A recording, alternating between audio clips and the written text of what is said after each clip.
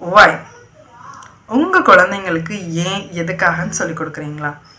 நீங்களே ஒரு சிச்சுவேஷனை யோசிச்சு பாருங்க. உங்க ஹஸ்பண்ட் உங்களுக்கு கால் பண்ணி உங்க அக்கௌண்ட்ல இருக்கிற எல்லா அமௌண்ட்டையும் நான் கொடுக்குற அக்கௌண்ட்டுக்கு நீ டிரான்ஸ்ஃபர் பண்ணுன்னு சொல்றாங்க.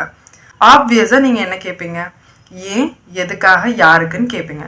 பட் உங்க ஹஸ்பண்ட் நான் சொல்றத நீ செய், உடனே அந்த அக்கௌண்ட்டுக்கு எல்லா அமௌண்ட்டையும் அனுப்பு, ஏன் எதுக்குன்னு கேட்டுட்டு இருக்காத அப்படின்னு சொல்லிட்டு காலை கட் பண்ணிடுறாங்க. உங்களுக்கு எப்படி இருக்கும்?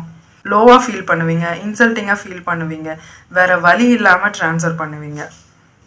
அதே மாதிரி தானே உங்கள் குழந்தைங்களுக்கும் இருக்கும்.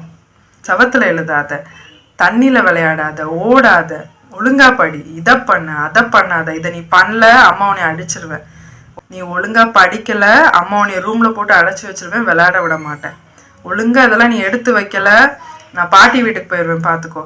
இந்த மாதிரிலாம் நம்ம சொல்லும்போது நம்ம குழந்தைங்க நம்ம மேலே உள்ள ஒரு பயத்தில் செய்வாங்க.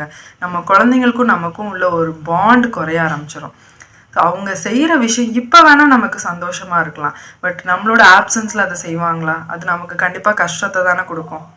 அதுக்கு பதிலாக நம்ம குழந்தைங்க கிட்ட லவ் அண்ட் அஃபெக்ஷனோட, பேஷன்ஸோட, கன்சிஸ்டன்சியாக ஏன், எதுக்கு, ஒய் அப்படின்ற விஷயத்த சொல்லுங்கள். செவத்தில் எழுதுனா நம்ம வீடே அசிங்கமாக இருக்குல்ல தங்கம், செவத்தில் எழுதுறதுக்கு பதிலாக அம்மா பேப்பர் தரேன், இல்லை கலர் பேப்பர்ஸ் தரேன், இல்லை சார்ட்டில் எழுதலாமா, அம்மா உனக்குன்னு ஒரு ஸ்பேஸ் தரவா, அப்பத்துலேருந்தே கொஞ்சம் கொஞ்சமாக நீ ஒழுங்காக படிச்சிங்க அப்படின்னா நீங்கள் நினைக்கிற இடத்துக்கு போகலாம்.